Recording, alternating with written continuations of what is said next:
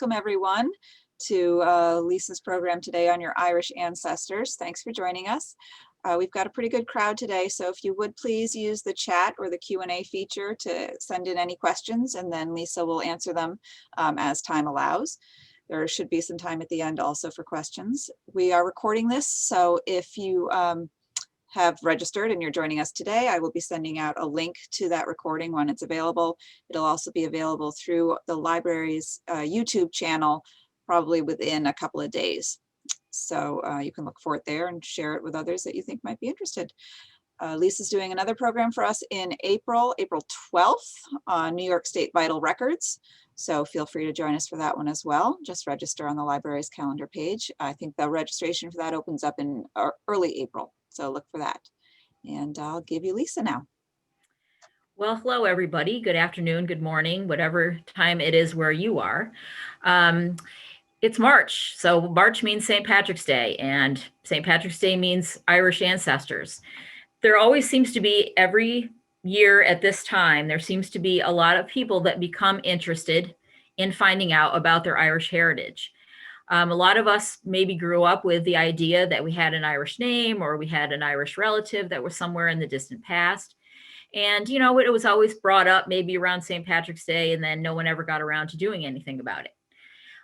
So what this program is going to do is it's going to encourage you to take a deeper look into your Irish ancestry to see if you can find any information that pertains to them. A lot of people get interested because they're going to go to Ireland, they're planning a trip there, or maybe they just want to know for their own family history. Whatever reason you have, it's certainly a worthy pursuit. It's not going to be the easiest thing you've ever done in your life, I can tell you that. We have to earn our information, and sometimes it can take a long time to figure it out. But that being said, there are also a lot of pluses to researching Irish ancestors. So that's what we're going to talk about today. So most of us, we want to know their names. We want to know where they lived. We want to actually go to Ireland and be in the places that they were familiar with. And in order to do that, we've got to have a specific place. So many records just say Ireland. They don't see anything more specific. So that can become incredibly frustrating. But what we want to do is we want to find more information about specific places where they came from. So the good news is that it is mostly doable. There are only a few cases that really prove so difficult that people can't trace exactly where they came from. In most instances, we can at least make an educated guess as to where these people came from.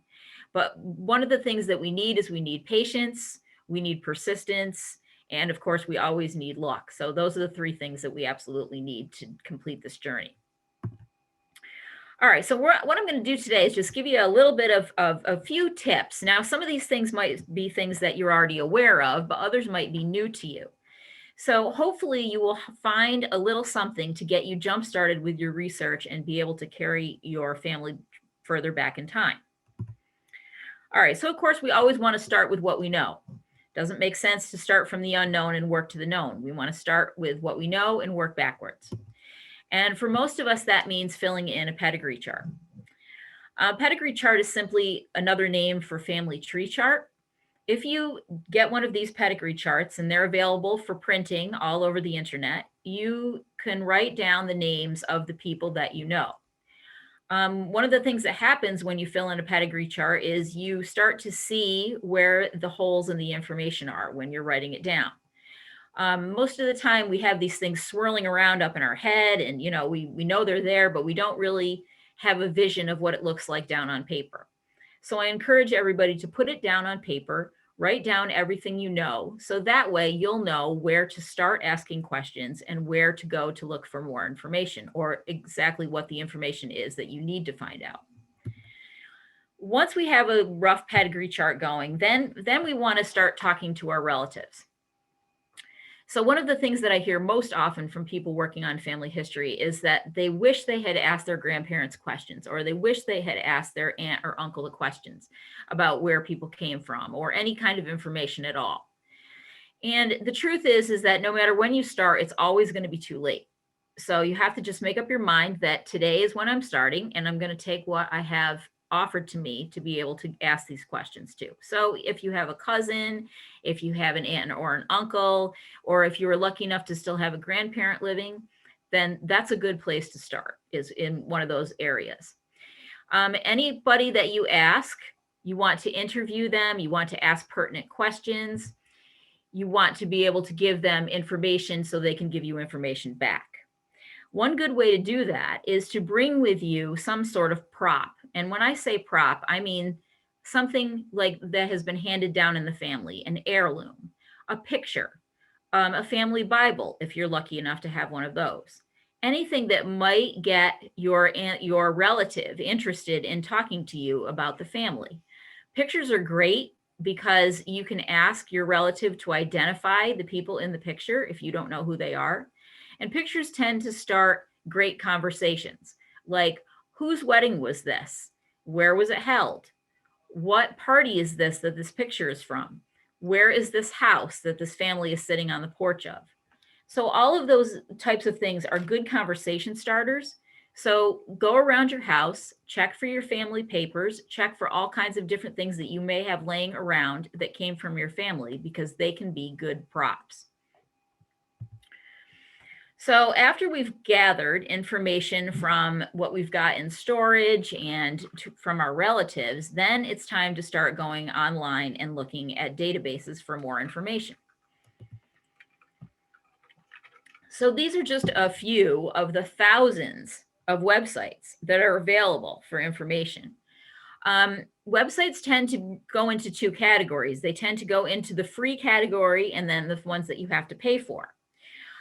A lot of people wonder if it's possible to do research without paying for an online service like Ancestry or like MyHeritage. And the answer is yes, it's possible. It probably will take a little longer because the records that we have available to us on MyHeritage and on Ancestry are gathered all in one place. So it's kind of very convenient to use any of these sources. They can be recreated using free sources, but the time that it would take would be quite a bit more than what you would take if you were using the pay services.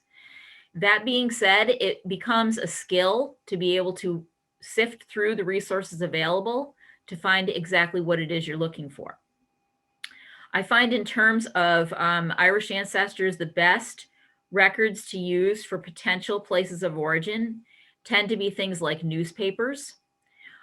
Sometimes you will find place of origin information on vital records like marriage or death records. Sometimes you'll find that information in a naturalization record. So those are the types of records that you would be looking for on these websites. And of course, there are advantages to paying for things as opposed to free things.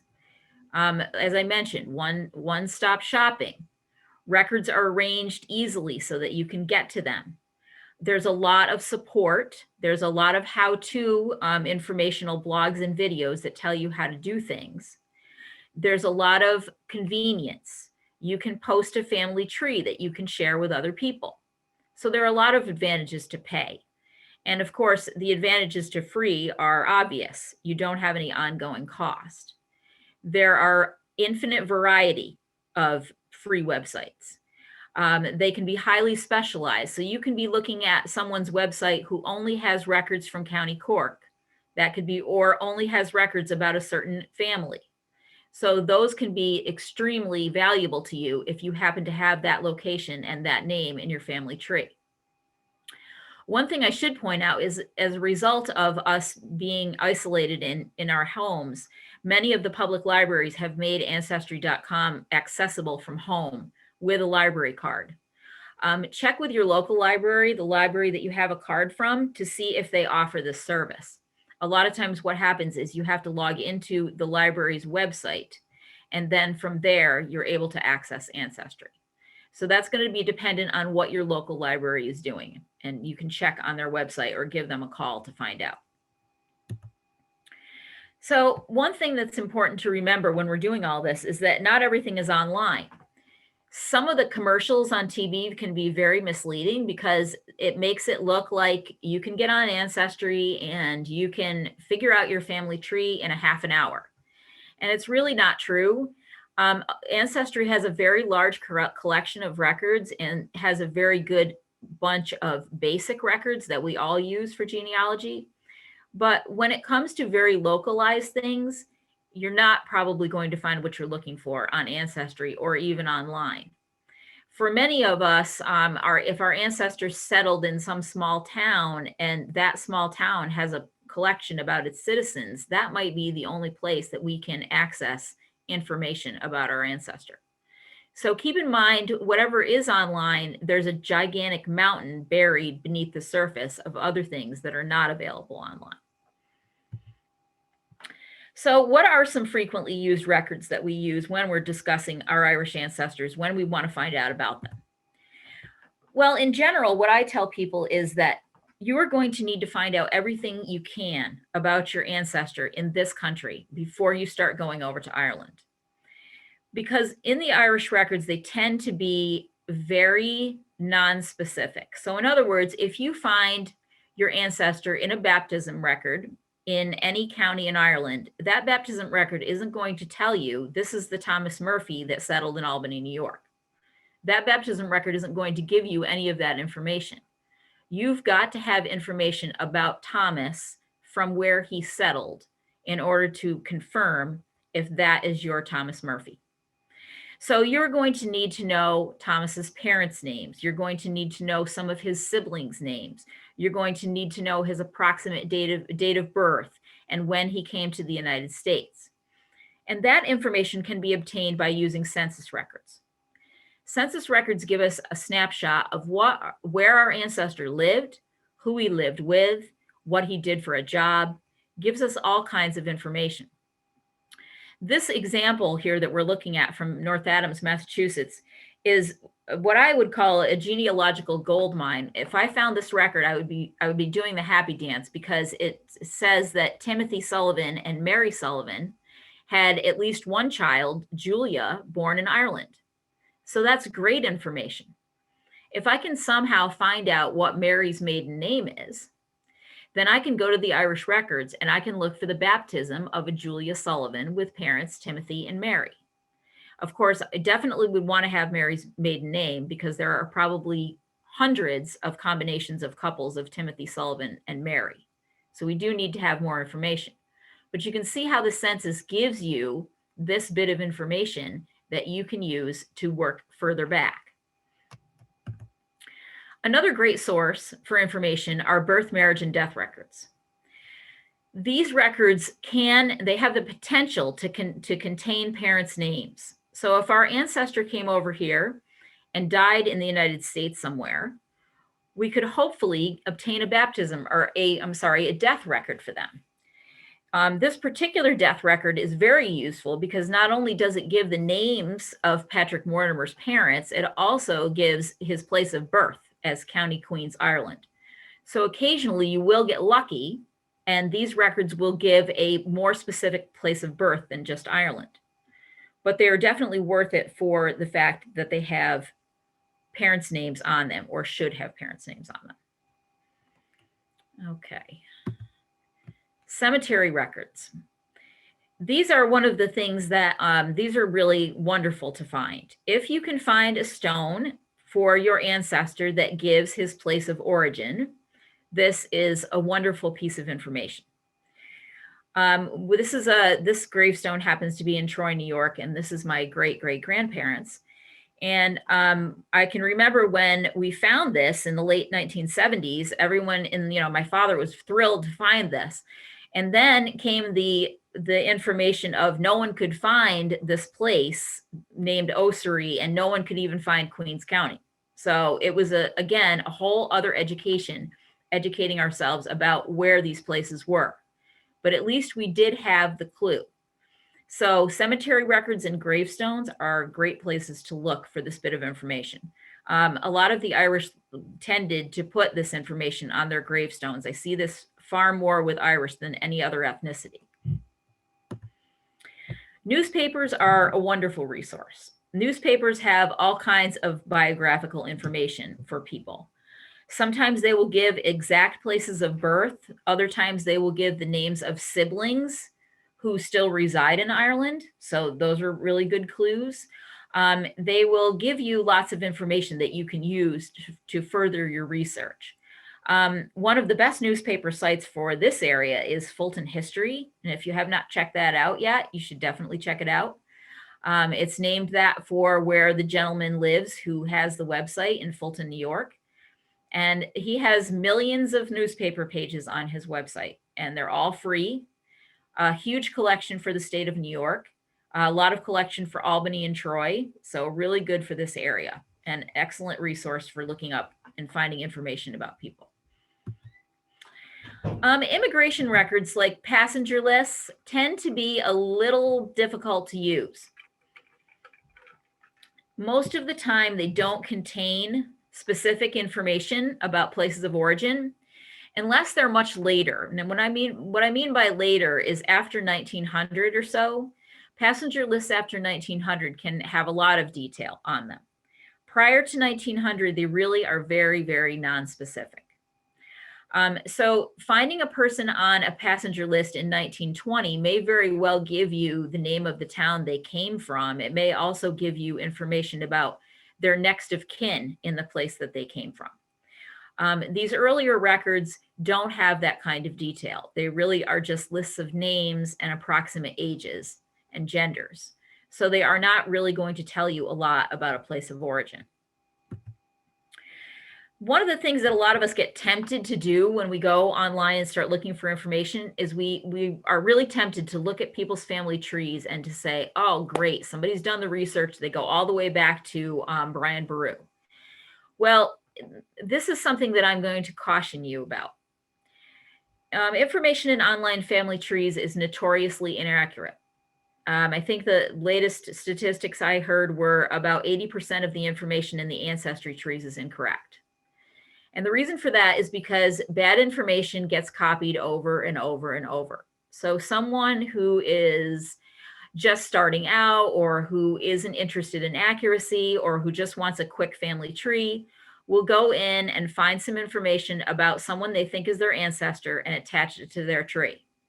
And then that information just keeps getting shared over and over.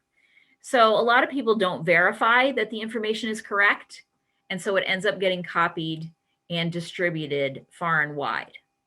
So really be careful when looking at other people's family trees. Use them as clues, just as clues, and verify as much as you can. Generally, if I go into Ancestry and I look at a family tree, if that family tree has no sources, or if that family tree only has Ancestry family trees as a source, then I go right by it and look at something else. Because to me, that's just a sign of a person who's not doing very deep research. And so the information is more likely to be inaccurate. Okay, another great suggestion I can make to you is to stay organized. Disorganization is probably one of the biggest problems and one of the biggest obstacles to success in research. If you can't find the death record you got from New York State 10 years ago, and then you order it again, well, you've just thrown away another $22.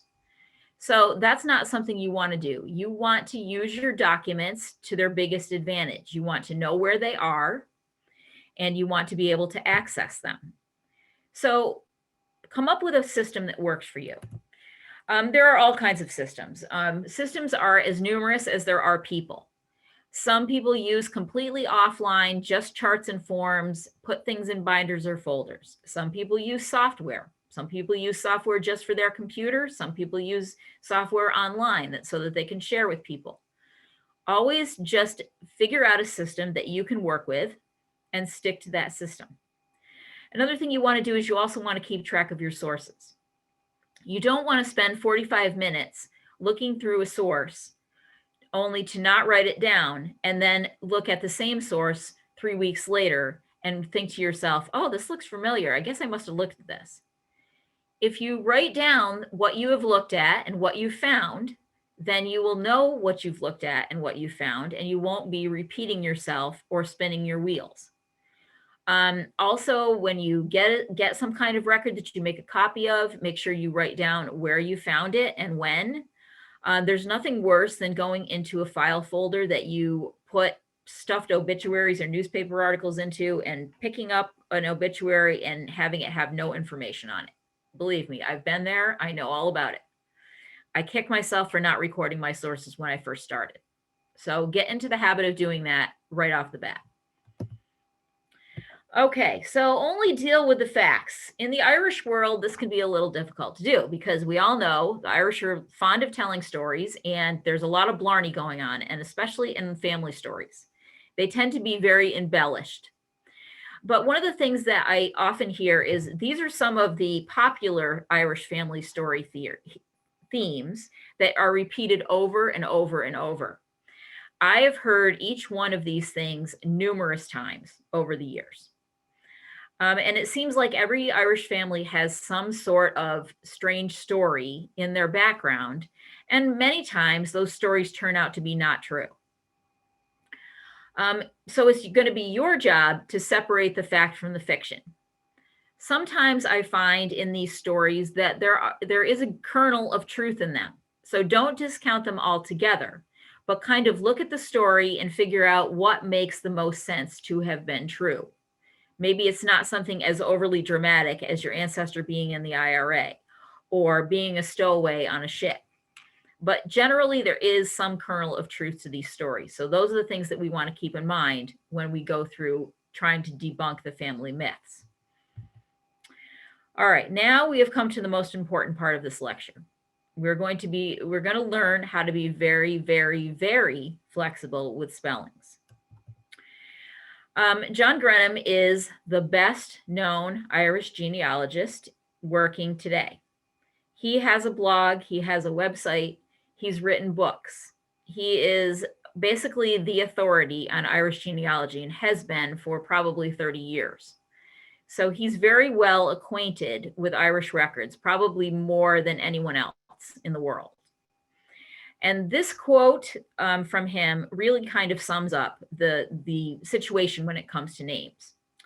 In sum, one of the biggest obstacles to successful research in Irish records is the lack of appreciation of the extraordinary variation in the written records of Irish surnames. They are unimaginably slippery. And what he means by that is that there was no standardized spelling.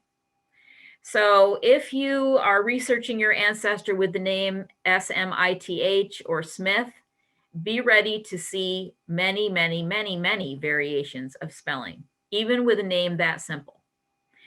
The reason for this is that in general, spellings were not standardized until well into the 20th century. People recorded what they heard. So when a person said, "Hello, my name is John Smythe," they would write Smyth. And what he really meant was Smith.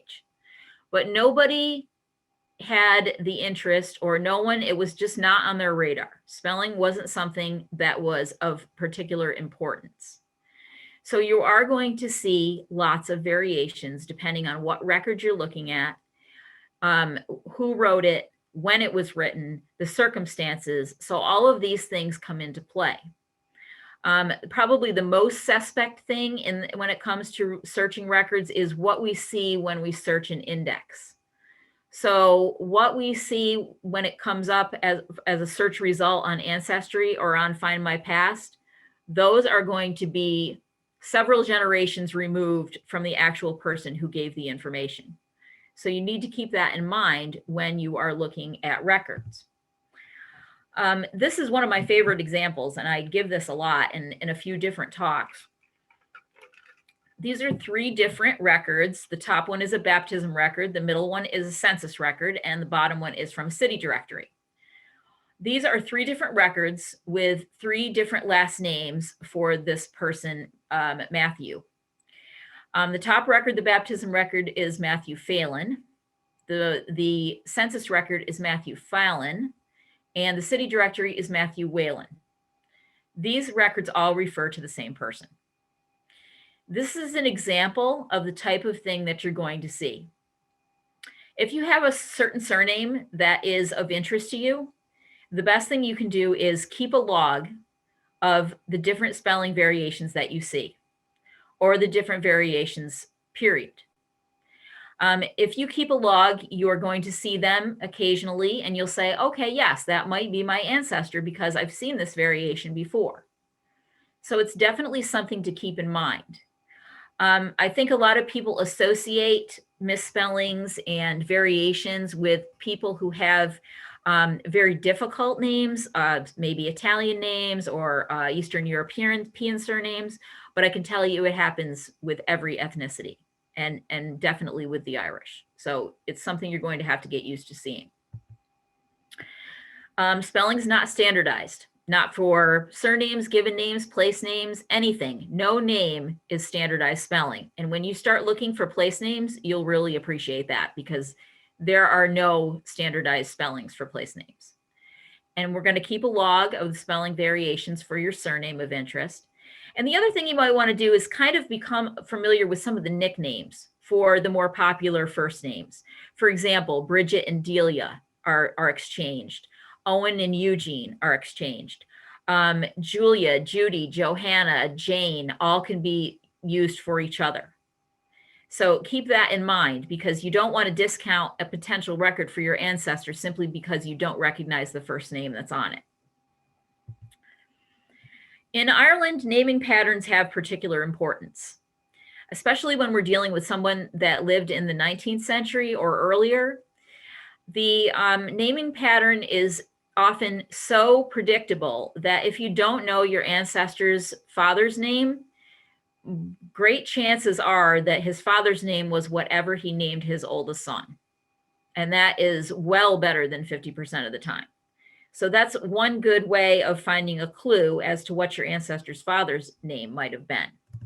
This is the naming pattern in a nutshell, how it goes. Father's father was, or the first son named after the father's father, the second son named after the mother's father, third son named after the father. Those first three naming patterns, conventions are adhered to pretty strictly, way more than 50% of the time. After that, it tends to fall apart a little bit. And I don't know that the daughters in the families are named as stringently according to the pattern. You will almost always find a daughter in the family that has the father's mother's name and another daughter in the family that has the mother's name. So that's pretty much a guarantee. What happens is sometimes you get a family that has only all girls. So then you don't get a male name, which can be difficult. But this is in general the naming pattern, and it's very strict. So if you were a betting person, you would definitely bet that the first son would be named after the paternal grandfather. So in Ireland, and talking about name variations, there are 60,000 townlands in Ireland in a place that's the size of the state of Indiana.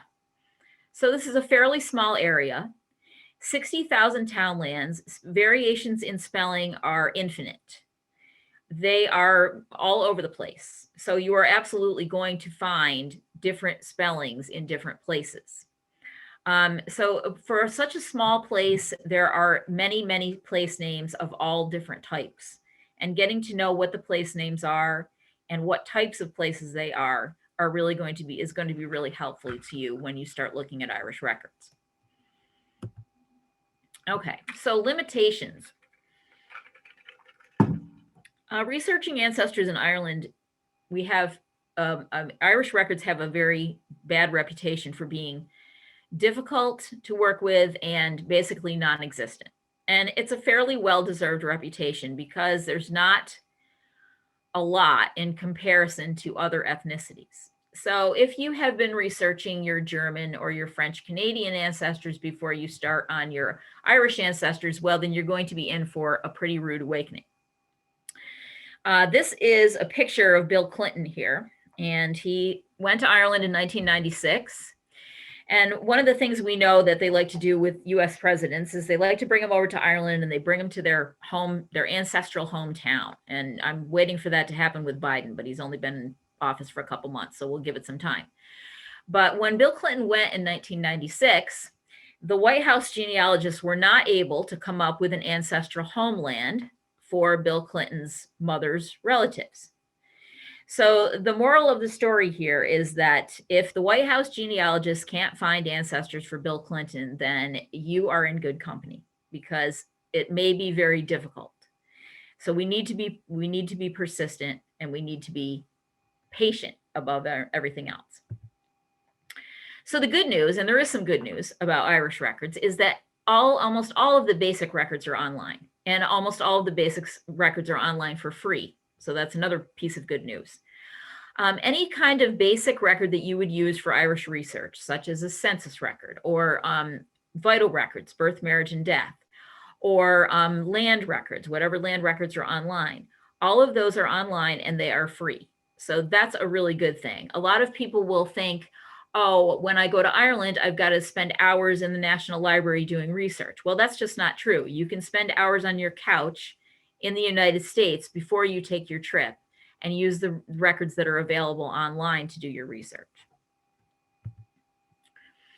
So we have to be very careful when we're going in to use Irish records. The fact that they're there and that they're accessible and that we can use them is kind of intoxicating to people. So they think, wow, they're there, I can use them. Now I'm going to go look for John Murphy, and I know he was born in 1842, and I know he was born somewhere in Ireland. Well, just imagine how many John Murphys were born in 1842 in Ireland. A search brings up 216. So how are you going to be able to tell which one is your guy? Again, we come back to the things that we need to find out in this country before we go searching in Irish records. So when we do this search in Irish records, we don't have any idea where John was born in Ireland. We don't know his names. We don't know if he was actually born in 1842. We don't know if John's surname will be spelled the way we recognize it. And we also don't know if the records for the parish that John was actually born in exist for that time period. So all of these things are crucial bits of information that we're going to need before we go searching in Irish records. And of course, there is the problem of the common names. There are so many names that are used so frequently, first names and last names, that it can be very difficult to find anyone in the sea of how many people there are. You don't want to go looking for anybody named Brian in County Tipperary because there are so many of them. And the same with Sullivan or McCarthy in Kerry. Those names are so common, and the same first names are used over and over and over again. You've got to have some good, solid information about the family structure before you go looking in Irish records. So you do need a lot of specific information. And that just means doing your research in United States records. Sometimes we get bogged down, we can't find what we're looking for. That's the time that we need to ask for help. We can ask other genealogists, we could go to a Facebook group, we can join a society. All of these things would help us with what we're trying to do. So here's the basic records that are available for Irish genealogy research online. Census records only go back to 1901.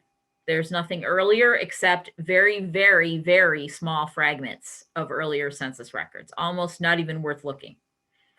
The vital records are online from 1864 to the 1950s, which is a wonderful thing. You can see the actual certificates of birth, marriage, and death.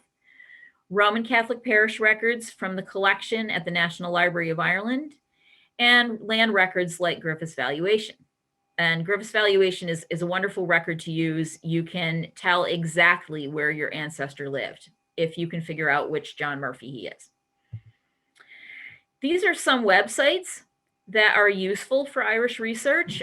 Some of them are pay sites. Find My Past is a pay site. The rest of them, Roots Ireland is also a pay site. The others are all free. And Irish Genealogy is where you're going to find the vital records. Those are free.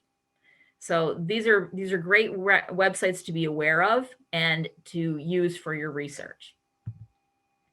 So help is certainly something that's very important, because that's how we learn about how to do this, is we reach out to other people and we find help.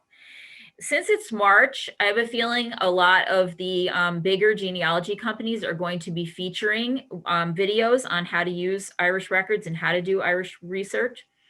So any of the large genealogy companies like Ancestry, like Family Search, like Find My Past, they're probably going to have on their websites some free videos and resources for us to use. You can also check YouTube for how-to videos from any of these companies or from just private individuals. John Grenham has a series of videos on YouTube that are very interesting to watch, and they give you a good insight into the use of Irish records. And plus, you get to listen to his great Irish accent when he's talking, so that's really cool. Another great resource for how to do something, or if you don't know what something is Irish Genealogy Toolkit. This is a website to go to if you are not aware of what civil registration is, or you want to know what census records survive for a certain area. This is an informational website. It doesn't contain any records, but it gives you information about the records so that you can use them more effectively. Also, social media. I have to say, social media is one of those things that it can be really invaluable when it comes to learning things. I have found that Facebook groups for genealogy are really, really useful. They have a Facebook group for pretty much any type of genealogy you can think of. So there are several Irish groups. There are groups that are specific to Irish counties. So there's lots of different Facebook groups. All you have to do to find them is go into Facebook and just type Irish genealogy in the search bar, and you will get scads of information about the different groups. A lot of times you have to ask to join, and if you ask to join, someone will approve you and you're in, and you can see all the message board posts. A lot of these groups tend to be pretty active. I would say 2, 3, 4 messages a day, some of them more than that. But there is lots of good information to be had on these groups. If you have a question, there are lots of people there in the group who are willing to help. One of the most frequently asked questions I see is people find a record for their ancestor and the handwriting is so bad or the copy is terrible, and they will post a picture of the record in the Facebook group and ask for people's opinions as to what it says. So it can be very valuable for just that one thing alone. If you're having a hard time reading, writing, get it out to the masses and have other people give you opinions as to what it says. So those are very good, very, very good use for those groups. So the other thing you can do, and this is a little old because I'm not doing this currently, but you can always ask me a question. I have a Facebook page, Upstate NY Genealogy by Lisa Dougherty. Right now, I'm posting a different free Irish website for research every day. So from every day from now until the end of March, I will be posting a new website. So that's one thing that I'm doing. You can also ask me questions on my website, and either on my website through email or in my on my Facebook page, and I'd be glad to help you. I can also tell you that if you are local to the Albany, New York area, I will be in person doing consultations at the Irish American Heritage Museum on March 31st from 11 a.m. to 1 p.m. If you'd like to make an appointment, you can contact me and I will sign you up for an appointment. But in addition to that, on that evening, March 31st at 7 p.m., I will be doing a Facebook Live with the museum where you can also ask questions. And that's going to be from 2 hours from 7 to 9. So that's an added additional feature. Information about either of these events is available on the Irish American Heritage Museum website. So you can check there. So what do we have? We have any questions? We have a comment in relation to searching the Irish genealogy civil register records. Use asterisk instead of vowels in the surname to cover various spellings. Very good idea. Yes. Yes. Wild card. Very good idea. Sometimes the civil records I find a little difficult to search on that site because you can't search with a second name. If you could search with a second name, it would probably be a lot easier. But you're right. The spelling variations can trip you up, and using wildcards is a wonderful suggestion for sure. Somebody else asked if they'll be able to download a copy of the slideshow after the presentation. And I can say, if you joined us a little late, that this is being recorded and I will send around a link to the recording of the presentation. So you'll have the full presentation within the next couple days, probably. Yes, absolutely. And then you have the handout too, right? Handout went around to everybody who registered. Okay, great. So there's also the handout that would have some information on it. This is an unrelated question, but I will shoot it to you since it's here anyway. Do you have any idea of when the New York State Department of Health will open up requests for records? I submitted a request and payment for 6 records in February of 2020. They're running about 2 years right now. Whew. I think I still have one from summer of 2018 that I haven't gotten yet. Oh my gosh. So they are very far behind. I mean, definitely even over 2 years now. So if you can possibly avoid it, don't request from there. And next month, I'm going to be doing a program on New York State Vital Records. So I will share the most up-to-date information I have at that point. But I really don't think anything is going to change between now and then. So. Yes, again, if you joined us late, Lisa's next presentation is on April 12th, and registration for that will open in early April, I think on the 3rd or thereabouts, but check our calendar for details. I don't see any other questions right now. Okay.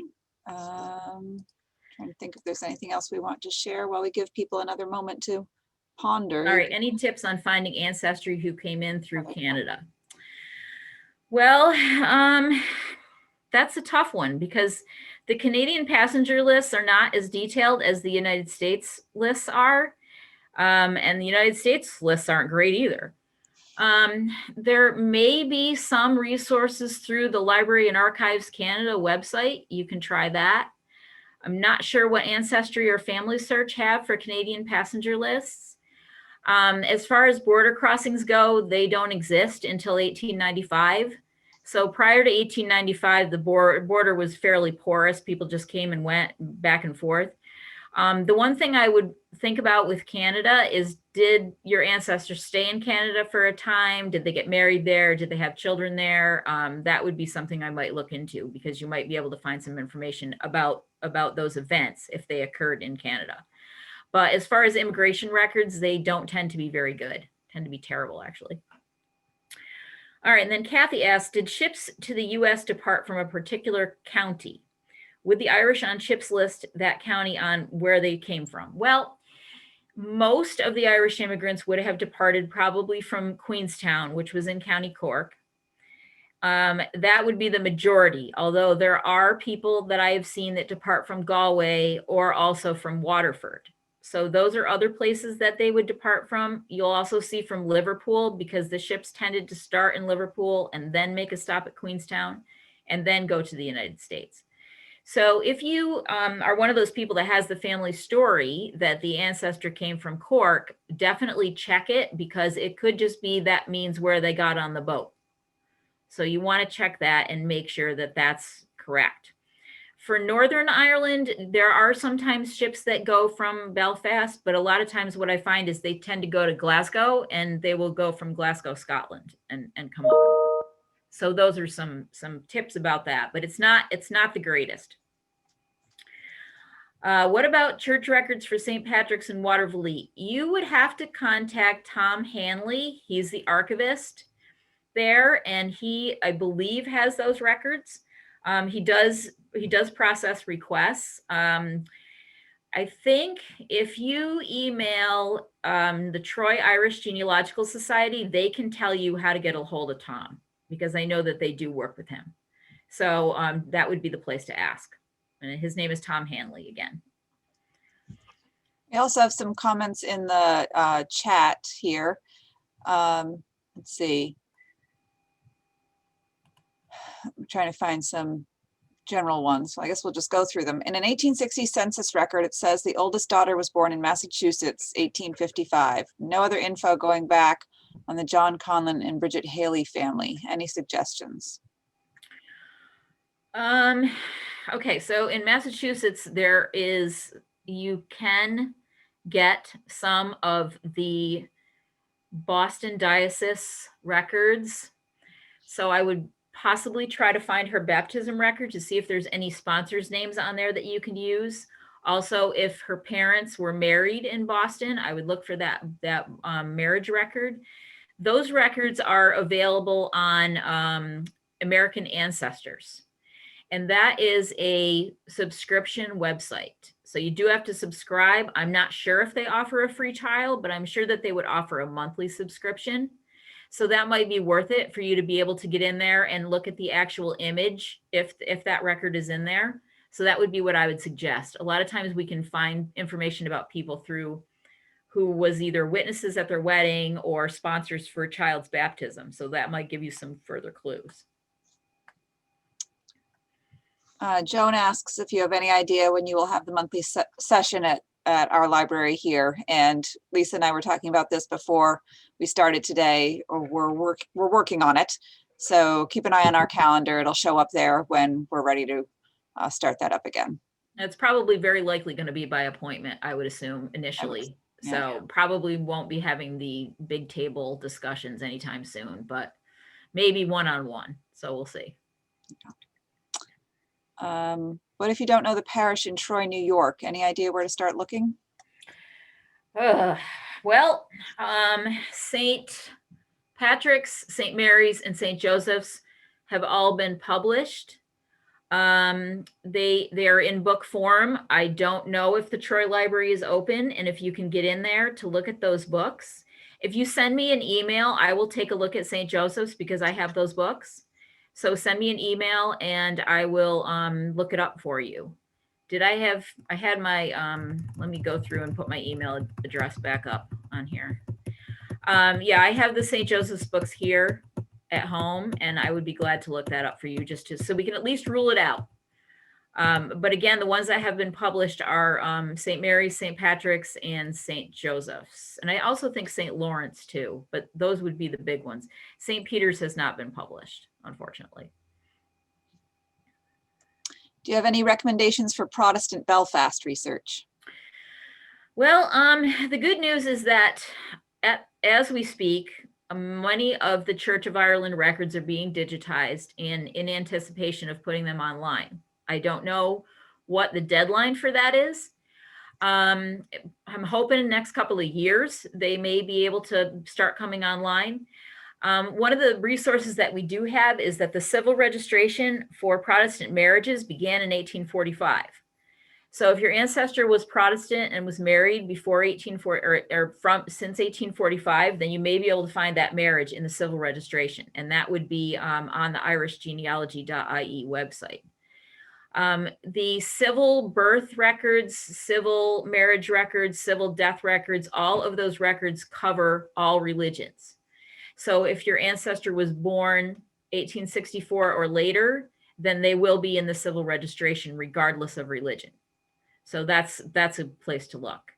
The Protestant records tend to be underrepresented because a lot of them just don't exist anymore. Unfortunately, they were a part of the 1922 explosion in the Four Courts building in Dublin. So there was a lot of loss there. Barbara notes that Tom Hanley can be reached through Immaculate Heart of Mary Parish in Watervliet. Wonderful. Thank you so much for that. And then Dan says, common name problem in West Troy for John Kennedy and wife Catherine McNamara. 1850, St. Patrick's has their children's records, but can't find marriage or death. Yeah, church won't have death records. They generally don't. You're going to have to go with the cemetery. That's probably going to be your best bet. Deep dives into the Troy newspapers. The earlier ones, there's some earlier ones on Fulton history. There are also some burial records that are in the Troy Library. Again, I don't know if anybody can even get into the Troy Library, but in their local history room, they have a bunch of stuff.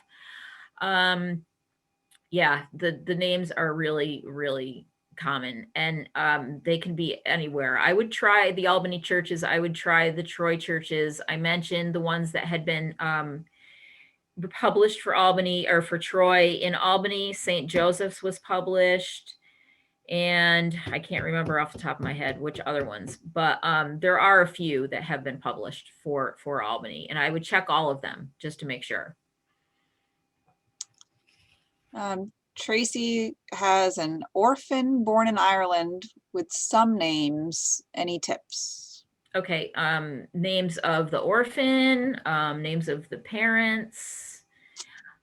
Did the orphan use the name they were born with? Did they have a new name? Honestly, with orphan searches, DNA is your best bet. and that's not easy. That's very hard. All right. Anybody else? Oh, is Irish citizenship still limited to grandparents? Yes. Probably not going to change either. But I would say, yes, it is still limited to grandparents. And then we have a thank you from Mark. Great presentation. All right, wonderful, awesome.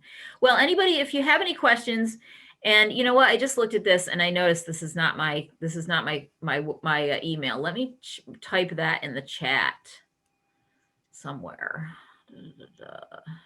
Or maybe I'll just put it in there. Huh.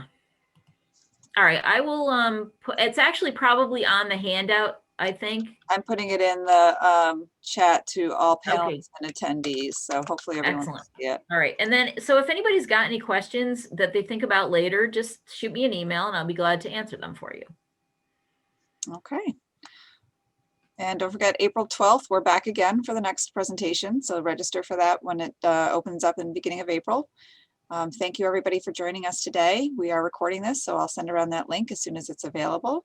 And you can also find it on the library's YouTube channel if you're looking.